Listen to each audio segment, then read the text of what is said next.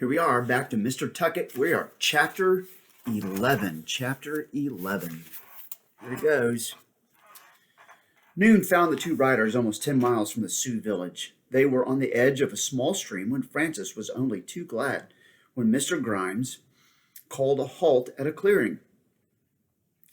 "While you're stripping and taking a bath," the mountain man said, "I'll scout up ahead for some meat. There's a mesa about 2 miles on down where there's usually an antelope or two." Francis nodded. They picketed the mules, and Mr. Grimes rode off. Warm, with little or no breeze dancing through the cottonwoods along the stream, it was truly a day made for swimming. Francis hit the water before the mountain man was out of sight. It was cold, spring-fed in the hills somewhere, but the cold only made it all the more refreshing.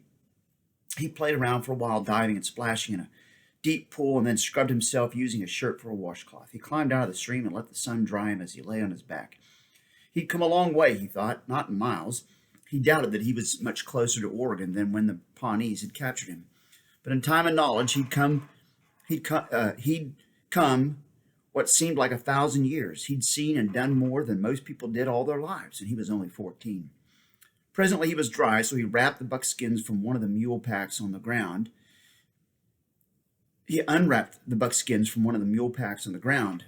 They were plain, like Mr. Grimes, and for the same reason. You could hide easier without a lot of colored beads to give you away. Actually, the buckskins had been made as a hunting suit for the boy he had wrestled, but they were new and hadn't been used yet, and they fit Francis. The pants stopped at his ankles and fitted tightly to his hips and legs, following the principle of most Indian dress that a belt was good for nothing but cutting into your stomach when you bent over. The buckskin shirt had one set of fringes across the chest, was open at the throat, and its bottom fell almost a foot below his waist. Mr. Grimes had thought ahead. There were no pockets in the buckskin, so he had procured for Francis a possibles sack to hold his flask and shooting equipment. These hung from a strap over his shoulder. Mr. Grimes had also picked up a pair of plain, ankle-high moccasins for him. When Francis finished dressing, he looked nothing like the boy who had left St. Louis with the wagon train. The buckskins, even new, gave him the appearance of belonging more to the plains than to a settlement.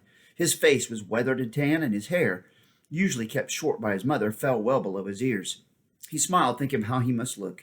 "It's too bad I don't have a mirror," he told himself. "I probably look like a young Mr. Grimes." The idea strangely pleased him, and his smile widened as he carried his old clothes across the stream and buried them beneath a rotten log.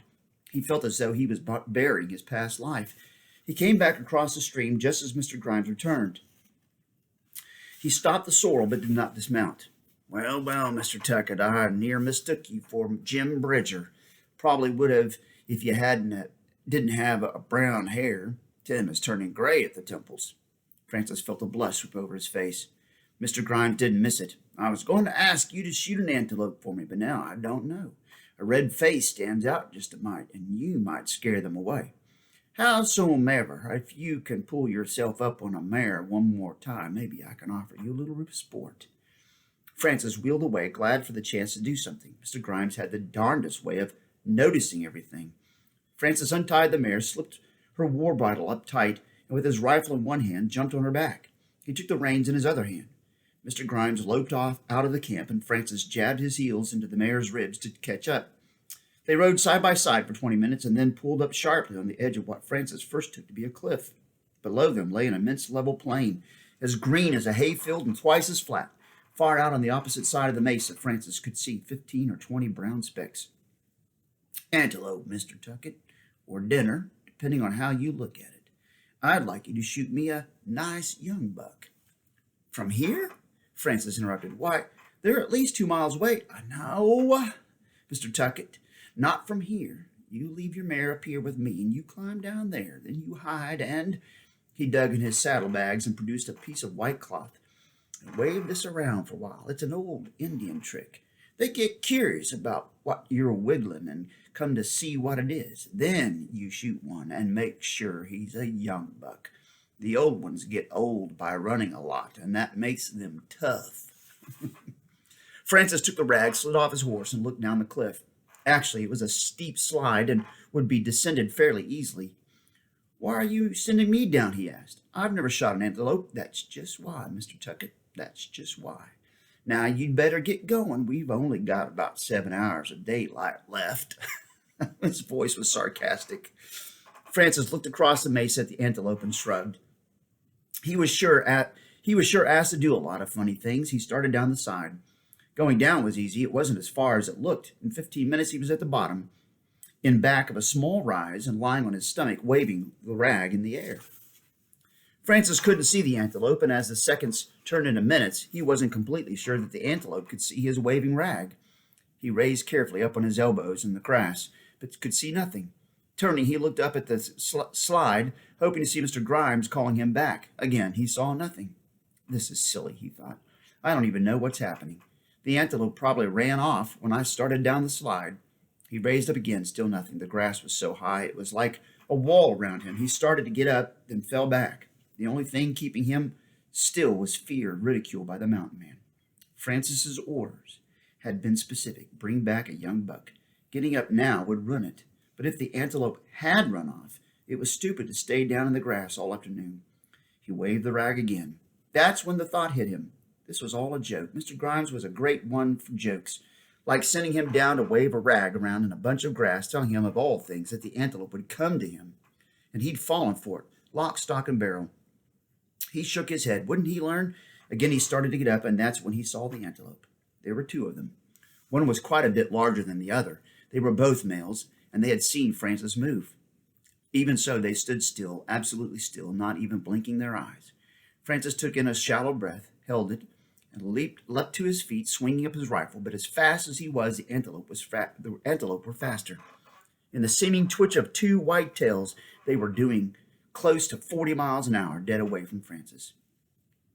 He fired, remembering at the last second to aim at the smaller buck. It wasn't a particularly difficult shot, but Francis was rattled, and he felt certain he'd missed. Yet the young antelope pitched forward and fell. Francis couldn't believe his eyes. He reloaded at once and walked up to the buck. No second shot was needed. The antelope had been hit in the back of the head, just below the horn base. Francis grabbed him by the horns and began pulling him toward the slide. It was a long haul up, and he was sweating by the time he reached the top where Mr. Grimes was waiting. Well, Mr. Tucket, you seem to have done all right down there. The mountain man was grinning, and he fetched a knife from his saddlebag. He made one neat cut down the middle of the dead buck and removed the entrails. He saved the liver and the heart and left the rest. The coyotes will get the leavings. I wasn't sure how you'd do. You can tell a lot about a man when he's hunting antelope. It's the waiting. A lot of them get nervous and start fidgeting around.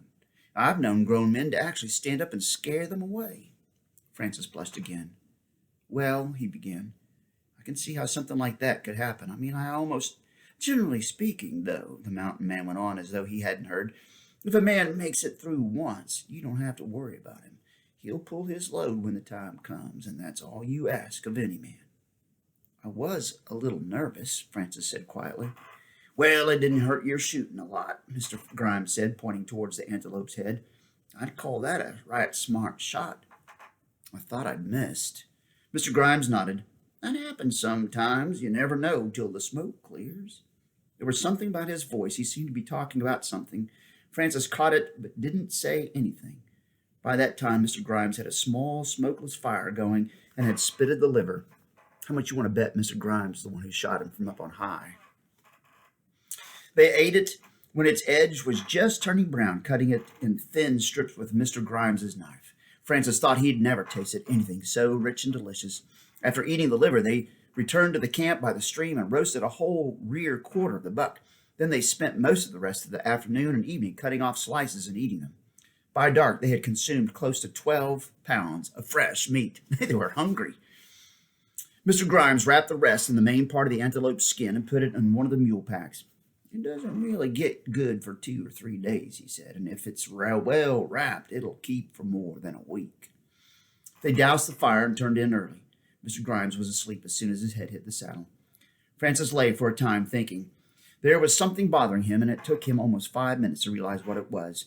When he got up quietly and fished one of his rifle balls out of his possibles sacks, he found the antelope's head where Mr. Grimes had left it, and in the moonless night he turned it over and put the ball in the hole in the back of the head.